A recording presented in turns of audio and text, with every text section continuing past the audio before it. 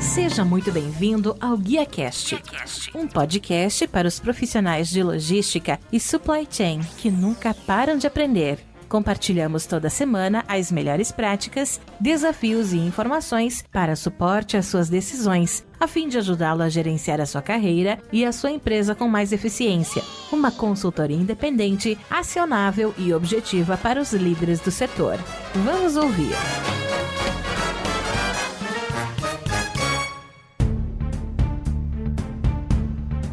Olá, que tal? Tudo bem? Eu sou o Rodilson Silva e recebemos hoje no GuiaCast Paulo Leônidas Moreira Neto, diretor executivo de Supply Chain Brasil e Cone Sul na Coty, que é uma das maiores empresas de beleza do mundo, com portfólio icônico das principais marcas de beleza. O Paulo é graduado em Engenharia Mecânica pela Universidade de São Paulo, PoliUSP, Gestão Industrial pela Fundação Vanzolini, também na USP, além de certificação internacional APIX em Supply Chain. Trajetória de quase 30 anos como executivo, esteve à frente das operações em companhias como Vigor, Nestlé, Grupo Pão de Açúcar, Coca-Cola e Danone, além de professor de MBA em Supply Chain na Live University e hoje atua como diretor executivo de Supply Chain na Coty. Paulo, seja muito bem-vindo ao GuiaCast, muito obrigado por abrir um espaço na sua agenda e me ajudar a fazer mais um episódio. Imagina, eu que agradeço o momento de troca com você e com todo mundo que estiver escutando. É um super prazer estar falando sobre Supply Chain, logística, carreira, gente, com vocês todos.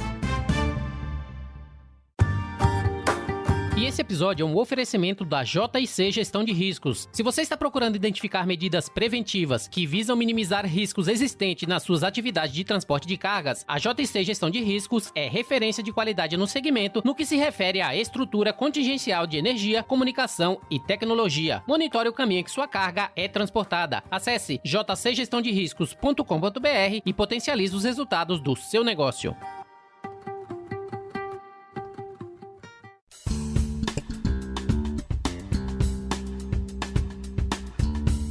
Olha, eu gostaria de começar trazendo uma frase que eu até procurei bastante na internet, uma frase que fosse um pouco aplicável nessa nossa primeira pergunta, que é: todo profissional um dia foi um amador. Sonhe grande e comece agora. Eu gostaria de saber de você, com base nessa frase, como começou os seus sonhos, como foi o início da sua carreira em logística e supply chain. Você já sonhava em estar à frente de uma grande empresa? Como foi o começo do Paulo? Bom, então eu posso te contar porque o meu começo acho que foi mais amador do que tudo isso, né? Eu, quando comecei a trabalhar com logística, eu estava na faculdade procurando uma vaga de estágio e vi um cartazinho oferecendo uma posição de estagiário de logística na Danone e eu não sabia nem o que era a área. Então um colega de classe meu que me contou o que era, o que fazia e tal. Acabei me candidatando, passei pro processo de estágio e aí pouco a pouco fui me apaixonando. Lógico que 30 anos atrás a área de logística era uma área muito menor do que é hoje, era simplesmente voltada à parte de distribuição física, você não tinha questão de integração, não existia nem a palavra supply chain ainda, né, da integração da cadeia. Então foi um sonho que foi sendo construído ao longo do caminho. Mas é lógico, é uma área que é apaixonante, então quando vai passando o tempo, adrenalina, desenvolvimento, tudo que acontece, que reflete, né, na questão de distribuição física de produto, que a gente pode fazer para melhorar não só o resultado da companhia, mas a vida dos nossos consumidores e clientes, acaba deixando a gente sempre muito animado. Então foi assim que começou, meio despretensioso, mas no fim acabei me apaixonando pela área e tô aqui 30 anos depois falando com vocês. Começou por acidente, mas isso te trouxe aí para Coty. Agora você está na posição de diretor executivo de Supply Chain há pouco mais de 2 anos. Eu gostaria de saber de você qual que é o seu papel na empresa atualmente, quais são as suas principais responsabilidades, só para a gente entender o que você faz para os ouvintes aí do GuiaCast. Tá bom, então eu sou responsável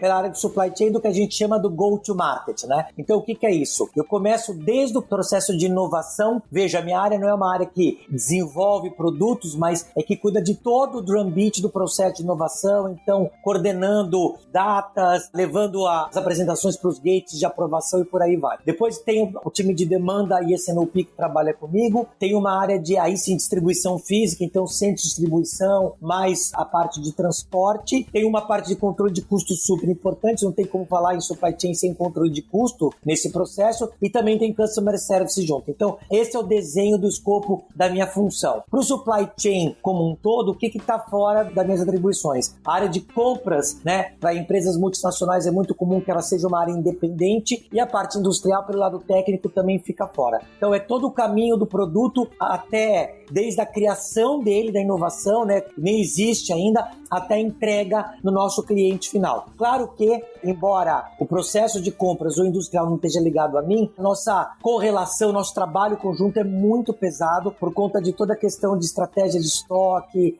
planos de demanda, decisão de programação de produção, então a gente está muito interligado.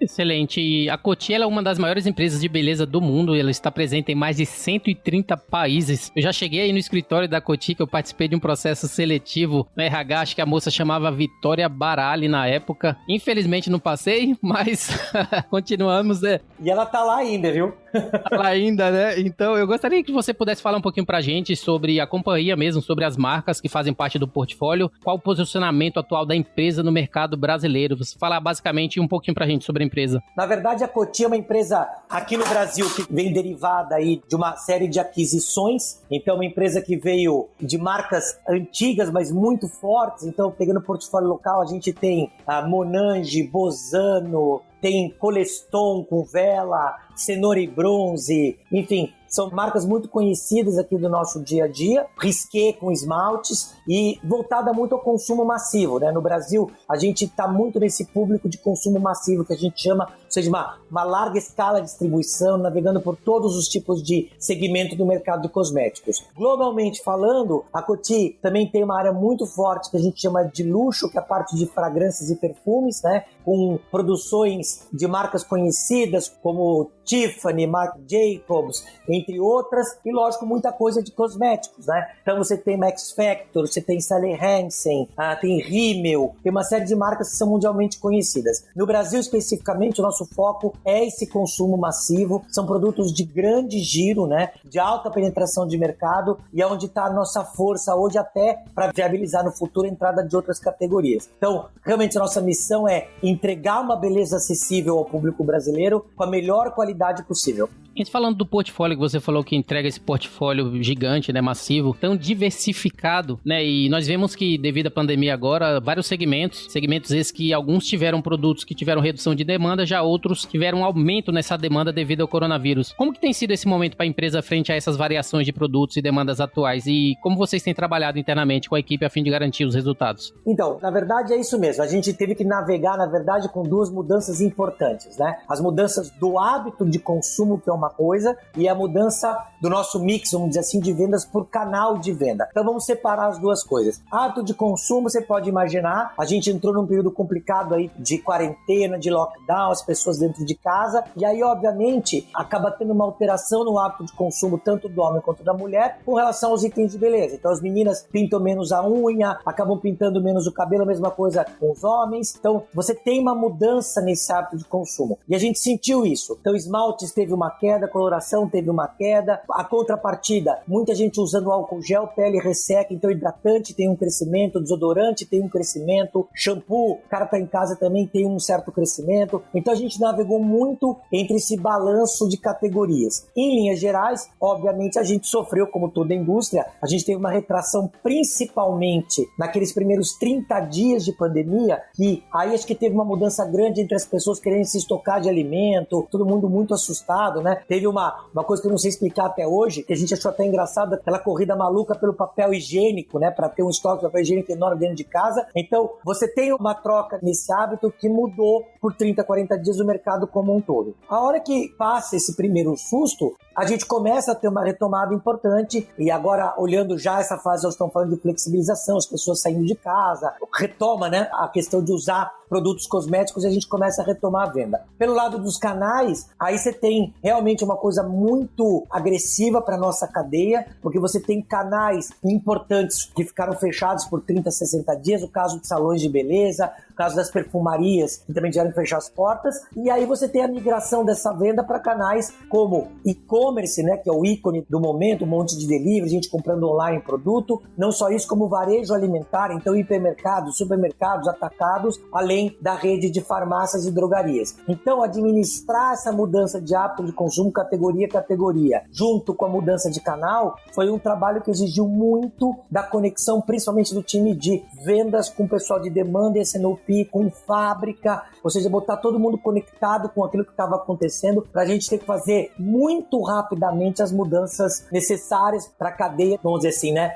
Não se destabilizar fortemente, porque óbvio que destabilizou, né? Não tem como dizer que não destabilizou. Mas a gente que já tinha um S&OP estruturado, um processo que rodava direitinho, a conexão desde bottom-up de demanda, supply review para ver capacidade, linha de produção, estoque de produto acabado, depois a parte de finance review, olhando os números de finanças, depois com o step final do S&OP, pra gente, vamos dizer assim, ajudou muito já estar estruturado para passar por uma situação dessa. Então, confesso para vocês que o começo foi muito desgastante, né? Eu sei que o pessoal trabalhou demais para rodar cenários, para se preparar para as mudanças, mas acabou sendo recompensador pelo que a gente está colhendo hoje, 4 meses depois do começo da pandemia. E diante de toda essa diversificação do consumo frente ao consumidor final, vemos que ferramentas que garantem uma melhor acuracidade relacionada a informações, quer seja S&OP, quer seja torre de controle, quer seja ferramentas e tecnologias digitais, elas têm ganhado ainda mais relevância, principalmente nesse momento. Eu gostaria de saber de você como vocês têm feito esse planejamento da empresa atualmente e o que mudou do planejamento atual para a maneira que fazia alguns meses atrás. Na verdade, uma coisa que ficou clara, você falou bem, né? Tecnologia é uma coisa que a gente botou muito à exposição nesse momento. E claramente, isso foi uma das coisas que está acelerando processos internos nossos. A gente tinha um processo muito robusto de S&OP, mas a gente tinha vamos dizer assim, um certo Frankenstein de trabalho entre sistemas para conectar a demanda com o PCP de fábrica e por aí vai. Então, o que mudou? Na verdade, mudou que durante a pandemia, por conta de todos esses cenários que a gente teve que rodar, algumas decisões tiveram que ser um pouco mais superficiais do que a gente gostaria. Não dava para rodar o cenário completo envolvendo todos os SKUs da empresa e por aí vai. Então, a gente simulou alguns cenários olhando só grupos de família ou de categoria de produto. Quando tomamos a decisão do que fazer, aí sim que fizemos uma quebra por item para poder explodir discussão com o fornecedor, capacidade industrial, sequenciamento de produção e por aí vai. Mas ficou evidente, não só para a gente, como acho que para 98% das empresas brasileiras, que a gente precisa de sistemas mais robustos, mais ágeis para tomada de decisão que possam criar mais cenários. Ao mesmo tempo que as informações vinham de todos os canais que você possa imaginar. Uma das brincadeiras que a gente fazia mudou o senso de urgência total. Saiu uma notícia de manhã, depois saiu uma outra notícia à tarde que mudava todo o nosso plano de decisão daquele dia. Nós tivemos que ser muito ágeis nas tomadas de decisão, tivemos que ser flexíveis, porque uma decisão que você toma num dia, no dia seguinte você tem que voltar atrás e tomar uma outra decisão. Então eu uso como exemplo os dias que antecederam, né, a crise. O primeiro comitê de crise do coronavírus nós fizemos foi no dia 12 de março, e eu lembro que a gente conversou que, então vamos fazer um sistema parcial de home office. Então no dia 12 nós tomamos uma decisão, comunicamos a companhia, e a partir da segunda-feira, dia 16, era para ir trabalhar dia sim, dia não. Na sexta-feira, a gente sentou e tomou a decisão de fechar totalmente o escritório. Então você veja que em 24 horas, o board da companhia tomou 2 decisões na mesma linha, mas uma muito mais intensa do que a outra, e a gente começou com esse fluxo de comunicar muito rapidamente a equipe toda. Então foi uma loucura, parecia que a impressão que a gente tinha que era difícil tomar uma decisão que parasse em pé por 24 horas, mas era o cenário que se desenhava muito rapidamente. Então acho que isso é uma mudança grande no sistema de planejamento. Horizontes cada vez mais curtos, decisões cada vez mais difíceis. Principalmente porque as empresas que tiveram a capacidade de atualizar todo o seu setup, de tomar decisões rápidas, de pivotar suas atividades, foram aquelas que tiveram resultados melhores, uma vez que as empresas que agiram exponencialmente atuando em favor dos seus produtos e dos seus serviços foi aquelas que estiveram na frente dos concorrentes. E eu acho que é importante esse tipo de tomada de decisão, principalmente mostra como referência o trabalho que vocês fizeram, uma vez que isso se mostrou decisões assertivas para os produtos e serviços que a Coty estava colocando no mercado. Não, você tem toda a razão. Na verdade, do nosso lado, uma coisa que a gente teve muito orgulho nesse processo foi o processo colaborativo como um todo, né? Então, mais do que só a questão dos sistemas de informação, foi como a gente conseguiu se conectar com o time de campo, o pessoal de Customer Service conseguiu se conectar com clientes, e aí dia a dia, hora a hora, a gente acompanhando o que ia acontecendo e rapidamente tomamos uma decisão. No nosso caso, nós paramos a fábrica por 21 dias, por entender, quando estava no começo da pandemia, não só era uma decisão de segurança para o pessoal da fábrica naquele momento, onde os protocolos estavam sendo desenvolvidos, a gente estava, todo mundo talvez muito assustado, mas também por entender que a demanda que a gente estava recalculando permitia uma parada desse tamanho. A resposta veio agora, a gente olhando 4 meses depois, a gente não teve nenhum problema de sofrer, por exemplo, com fill rate, com entrega dos produtos, nem com falta de produto e nem com excesso, né? A gente acompanhou que muita gente que não tomou decisão na hora que a gente tomou, hoje vive um problema de desbalanceamento de estoque velho e tal. Então isso foi muito importante para sair bem posicionado da crise, para poder ter essa retomada de uma maneira bastante saudável. E já entrando no assunto de estoque, como podcast de logística e supply chain, que é o GuiaCast, nós não poderíamos deixar de falar sobre as áreas de armazenagem, estoque e distribuição dos produtos da Coty. Você poderia falar um pouco para a gente sobre a infraestrutura logística da empresa que garante que todo esse portfólio de produtos seja entregue todos os dias? Claro, a gente tem hoje aqui no Brasil uma fábrica bem grande, né, em Senador Canedo, em Goiás, que é responsável por fazer a produção de praticamente todos os nossos produtos. Alguma coisa a gente importa, mas o grande da produção está aqui. A gente tem hoje 3 centros de distribuição espalhados no Brasil, o principal deles em Goiânia, que cuida da parte de praticamente todas as categorias, sai 80% a 90% do volume de lá. A gente tem um CD pequeno em Minas Gerais e um outro pequeno em Duque de Caxias, dedicado à linha profissional que atende salão de beleza. Então, hoje é essa infraestrutura que nós temos no Brasil, além de na Argentina ter um CD também em Buenos Aires que atende não só a Argentina, como a região de Uruguai, Paraguai e por aí vai. A Argentina tem um portfólio diferente do Brasil, não trabalha com os mesmos portfólios nacionais aqui, tem mais itens importados, então eles sim trabalham com um processo de importação bastante grande. Então, esse é o desenho aqui de Brasil e Cone Sul em termos de infraestrutura da Coty para atender o mercado. Você quer oferecer inovação tecnológica para seus clientes? A iTrack Brasil, o Omnichannel Information das operações logísticas de diversos embarcadores, operadores logísticos e transportadores, possui diversas soluções sistêmicas para os mais variados segmentos e tamanhos de operações. O iTrack faz a monitoração, comprovação e gestão de entregas ou coletas até a última milha. O iTower, torre de controle e gestão 4.0, é uma verdadeira central de integração e inteligência logística em tempo real. O iRoute é um roteirizador e sequenciador de rotas. E o Neutralize faz a avaliação, mensuração e compensação de emissões de CO2 das entregas ou coletas dos clientes de diferentes modais, com certificados e relatórios reconhecidos internacionalmente. Agende um horário com o especialista da iTrack Brasil e saiba como cada solução ajudará você e a sua empresa a superar os desafios atuais. Acesse iTrackbrasil.com.br.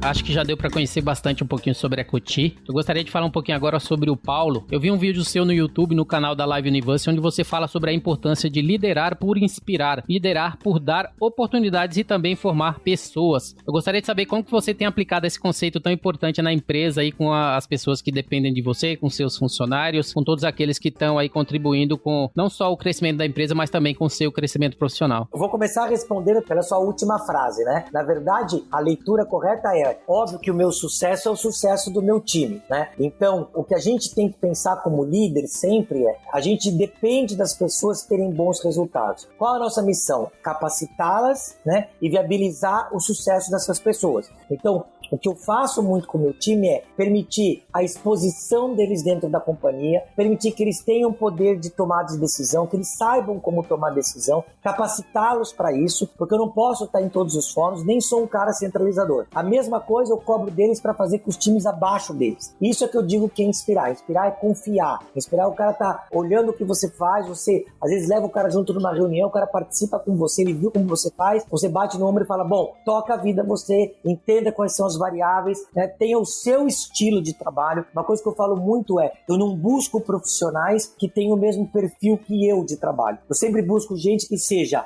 bom no que faz, que tenha características que podem ser similares ou complementares à minha, tanto faz, para que a gente tenha um time vencedor. Eu brinco, é como se tivesse um time de futebol. Não adianta você ter 11 centroavantes dentro de campo. Então tem um cara que tem perfil de goleiro e vai jogar no gol. O cara que faz o gol é o cara que está lá na frente com a camisa 9. Então a mesma coisa vale para os times, né? Então o segredo é tentar tirar o melhor de cada um deles, mas principalmente ser transparente. Acho que o momento que a gente vive agora testou muito esse poder de liderança, né, das organizações, e uma coisa que a gente teve muito sucesso foi na transparência. Assim, a gente diariamente publicava internamente quantos casos de Covid tinha na companhia, quais as decisões a gente estava tomando, porque envolvia as pessoas. A gente não estava preocupado se é o vendedor que está lá no interior de Pernambuco ou se é o CFO que está sentado aqui em São Paulo. As sugestões e opiniões contavam iguais para a gente. Então, subiram as informações, a gente teve esse fluxo, tomou as decisões, explicou por quê para todo mundo e trouxe todo mundo para dentro do barco. Acho que isso trouxe uma unidade muito grande das equipes como um todo, principalmente da minha, que a gente, por incrível que pareça, né, por 4 meses ficamos fisicamente distantes, mas acho que a gente nunca esteve tão perto como a gente está agora.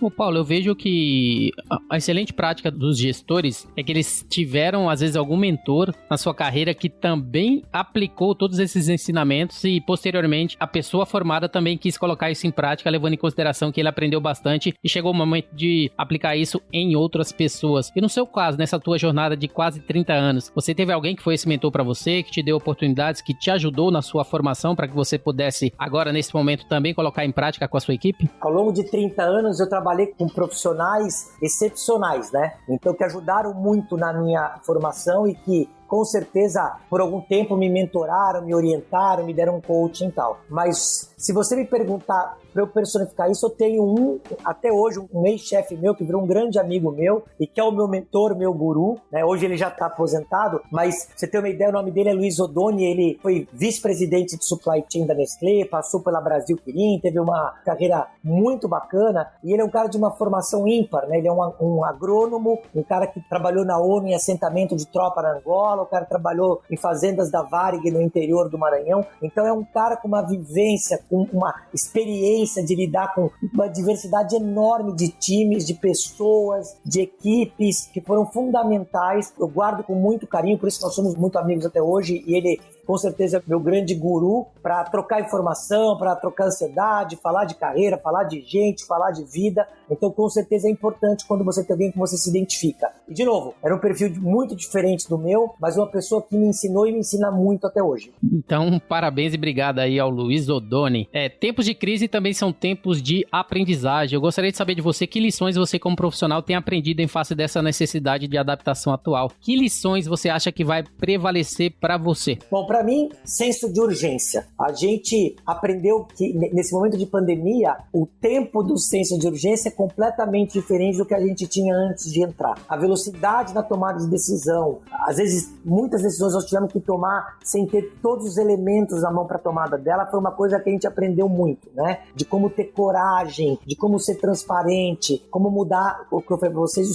senso de urgência. Tem uma coisa importante que eu acho que eu já tinha meio dentro de mim isso guardado, mas acho que ficou muito exposto isso em todas as organizações, né? A gente trocou o conceito de head count pelo conceito de heart count, ou seja, agora nós estamos olhando de verdade, né, com muito carinho a proteção dos nossos colaboradores, né? Então muitas vezes a gente falava, quantas pessoas você tem e tal, agora a gente fala em gente, fala em família, fala em cuidados, né? Então é uma coisa que veio para ficar, isso não vai mudar mais. Eu acho que são lições que a gente aprende disso, da colaboração, da transparência, e isso com certeza vai mudar o rumo de muita empresa e da nossa área como um todo, né, de logística. Outra coisa que veio para ficar no nosso caso é o nosso papel, né? Toda crise é uma grande oportunidade para nós profissionais de supply chain e acho que esse momento é um momento que nos expôs muito, nos testou muito e mostrou a relevância do nosso papel para as organizações. Eu tive a honra de participar de todos os comitês de crise da Coty, sem exceção, não houve nenhum comitê de crise que não teve a cadeira de supply chain dentro do comitê, o que mostra o quão relevante é o nosso papel para a organização. Então acho que isso é uma coisa que também não vai voltar atrás. Paulo, uma pergunta muito comum que eu costumo fazer para os convidados é o que ele tem feito a fim de encontrar equilíbrio entre a vida pessoal e profissional. E no teu caso, eu achei bastante interessante, ao pesquisar o seu perfil no LinkedIn, uma certificação de sommelier, certificação realizada no Instituto de Cerveja Brasil. Eu gostaria de saber qual foi o objetivo de você buscar essa certificação, se tem a ver com esse equilíbrio tão necessário que o executivo precisa entre balancear a vida pessoal e profissional, e qual foi o objetivo realmente de você se tornar um sommelier? Não, na verdade é um pouco do que você comentou, né? Eu sempre gostei muito de tomar cerveja e sempre gostei de estudar um pouquinho da história da cerveja. Aproveitei há uns 2 anos atrás e mergulhei de cabeça nisso, então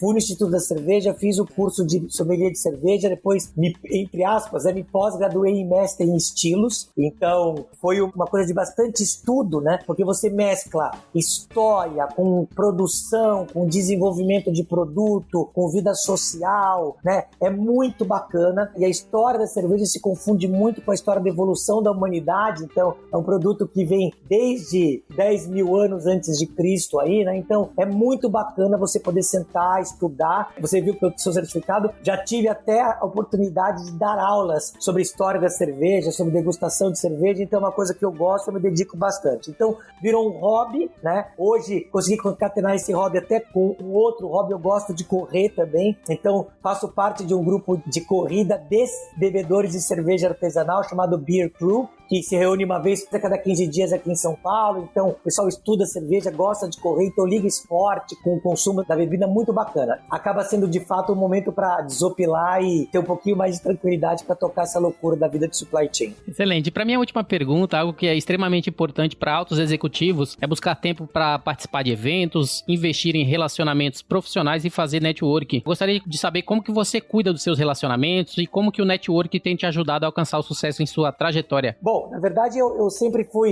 gostei muito de participar da comunidade de supply chain como um todo, né? Mas hoje eu busquei isso muito para me relacionar, para trocar ideia, benchmarking, carreira e tudo mais, porque a gente sabe, né? Apesar de tudo, supply chain e logística são áreas novas. Se você pensar em termos de história, como eu falei para vocês, eu tenho uma carreira de 30 anos e há 30 anos atrás não existia sequer a palavra supply chain. Hoje eu participo muito de eventos de supply chain, tanto para aprender como para, se eu tiver oportunidade, para dividir meu conhecimento. Então participo dos eventos Jornada de Supply Chain, Maratona de Supply Chain, né? Faço parte, né? Existe um instituto ligado à Live University chamado Instituto Brasileiro de Supply Chain, cuja missão é levar o conhecimento, a necessidade que o mercado tem para dentro da sala de aula de MBA. Então eu sou conselheiro do Instituto Brasileiro de Supply Chain, dou aula no MBA da Live University. Então é o momento que eu brinco com os meus alunos, vamos dizer assim, que são meus colegas de trabalho e que na prática a gente troca experiência numa sala de aula, né? Então eu aprendo tanto quanto eles quando eu coordeno, vamos dizer assim, a discussão de sala, quando a gente discute casos, e é tudo muito dinâmico. O que eu recomendo a todos os profissionais a nossa área é uma área muito dinâmica, tem muita coisa legal acontecendo, as pessoas estão desenvolvendo muita coisa, é uma área nova, então vale muito se aproximar desses eventos de classe, essas coisas todas são muito bacanas de supply chain e faz muito parte do jogo. Com isso, lógico, a gente vai criando, né, um círculo de amizades. Para quem, você falou um pouco de carreira, isso ajuda sim em indicação. Às vezes que acontece, já aconteceu de um dos conselheiros estar numa transição de carreira, de repente você recebe um telefonema de um headhunter, indica quem você já conhece. Então é muito importante, né, estar atualizado com conhecimento, estar atualizado com network, então eu sempre recomendo muito. Eu sou muito participativo, acho que um pouco da minha natureza, né, sou muito extrovertido e falo muito, mas mesmo para quem não é, eu recomendo muito participar, interar. Hoje LinkedIn é fácil para você contactar as pessoas, então acho que vale muito a pena. Excelente. Para encerrar, Paulo, você poderia deixar os seus contatos da Coty, as suas considerações finais para os nossos ouvintes? Por favor, fique à vontade para me adicionar no LinkedIn. Paulo Leônidas Moreira, tá lá no LinkedIn, é só me procurar. Meu telefone é 011 98444 3188, para quem quiser mandar um WhatsApp, uma mensagem, eu tô sempre disponível. E-mail, para quem quiser entrar em contato comigo, paulo_neto@coty.com, e fiquem à vontade para me contatar. Queria agradecer o Rodilson, pessoal do GuiaCast aqui, pela oportunidade de falar com vocês. Eu sempre prezo muito por dividir o conhecimento e adoro esse tipo de iniciativa, porque a gente pode, né, durante um curto período de tempo, contar um pouquinho para vocês também das nossas ansiedades, nossas preocupações, nossas soluções e o que a gente faz dentro do supply chain. Então, obrigado pela oportunidade de novo. E fiquem à vontade para me contatar se vocês quiserem mais alguma informação, algum detalhe. Conheça a Argo Seguros, seguradora especializada em transportes com foco em inovação e tecnologia. Entre as maiores do Brasil no segmento, oferece soluções específicas para transportadores e embarcadores de todos os segmentos e tamanhos. Fale com seu corretor. Acesse argoseguros.com.br e peça uma cotação.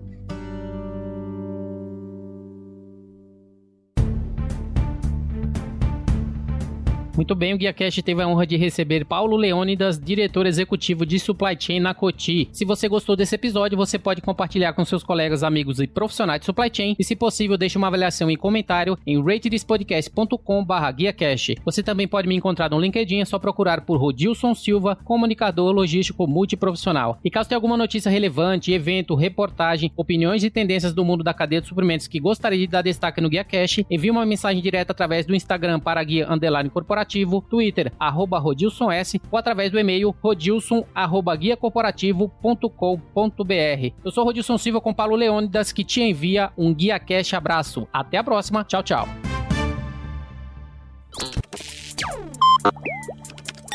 Equalab.